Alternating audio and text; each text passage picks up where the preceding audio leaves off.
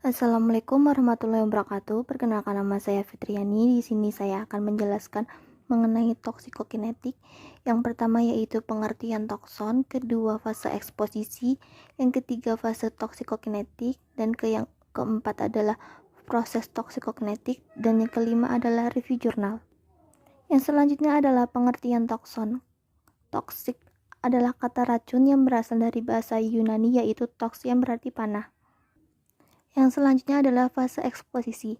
Fase eksposisi merupakan suatu kontak organisme dengan zat asing atau xenobiotika pada umumnya, kecuali radioaktif. Dapat terjadi pada efek toksik atau farmakologi setelah xenobiotika terabsorpsi. Selanjutnya yaitu fase toksikokinetik. Fase toksikokinetik disebut juga dengan fase farmakokinetik. Setelah xenobiotika berada dalam ketersediaan farmaseutika, di mana keadaan xenobiotika siap untuk diabsorpsi menuju aliran darah atau pembuluh limfe, maka xenobiotika tersebut akan bersama aliran darah atau limfe didistribusikan ke seluruh tubuh dan tempat kerja toksik atau reseptor. Proses toksikokinetik ada 4, yaitu yang pertama absorpsi.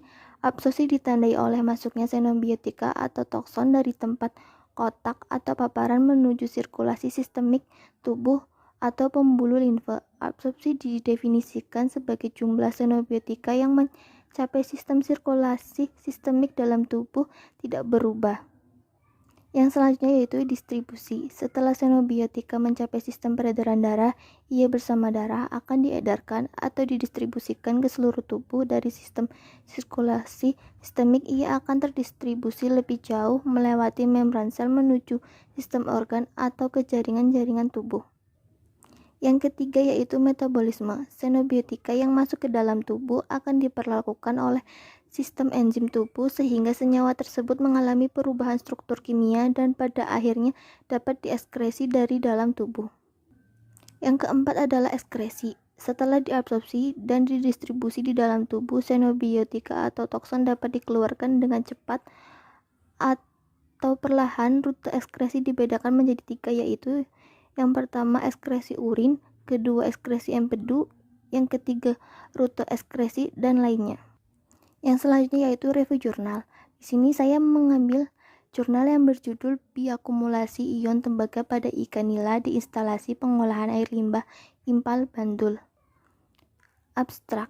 Penelitian ini bertujuan untuk mengetahui kandungan ion tembaga Cu pada kolam fakultatif dan kolam pematangan di IPAL, Sewol, Bantul, serta mempelajari kemampuan bioakumulasi ion tembaga Cu pada umumnya ikan nila. Penelitian ini dilaksanakan di IPAL Sewun Bantul. Hewan uji diletakkan di kolam pematangan dan kolam fakultatif IPAL Sewun Bantul selama 2 minggu. Ikan nila tersebut kemudian diambil setiap minggu. Sampel berupa otot, hati, ingsan, dan ikan nila didistribusi dengan metode digesti basah. Kandungan ion tembaga pada kolam ikan. Tujuan dari penelitian ini adalah untuk mengetahui kandungan ion tembaga pada tubuh ikan nila. Pendahuluan. Ion tembaga yang tinggi pada lingkungan perairan dapat merusak kehidupan organisme perairan. Konsentrasi ion tembaga yang tinggi pada ikan dapat merusak ingsan, hati, ginjal, dan sistem saraf ikan. Logam berat termasuk tembaga yang berasal di dalam air dapat terakumulasi di dalam tubuh organisme air seperti ikan secara langsung melalui ingsan dan kulit. Logam berat juga bisa masuk secara tidak langsung melalui jalur oral. Apabila organisme air seperti ikan yang mengandung tembaga dikonsumsi oleh manusia, maka tembaga juga akan masuk ke dalam tubuh manusia dan memberikan dampak bagi kesehatan. Yang selanjutnya adalah hasil. Hasil menunjukkan bahwa penurunan pH dapat menyebabkan kelarutan ion tembaga semakin besar dan tidak mengendap, sehingga kadar logam di dalam air limbah semakin besar.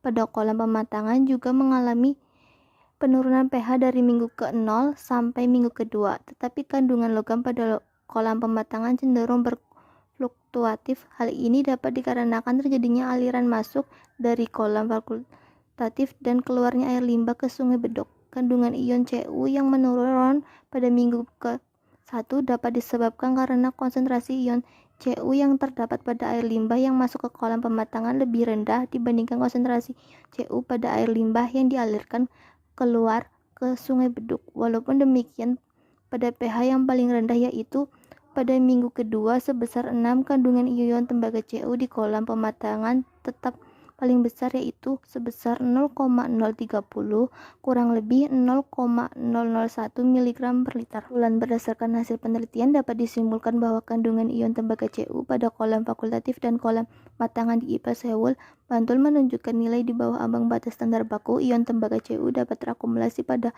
organ hati dan insan ikan nila dan tidak mengalami bioakumulasi pada otot ikan nila. Ion tembaga Cu terakumulasi paling besar di hati ikan nila karena hati merupakan organ yang paling penting dalam metabolisme dan detoksifikasi pada tubuh ikan. Terima kasih.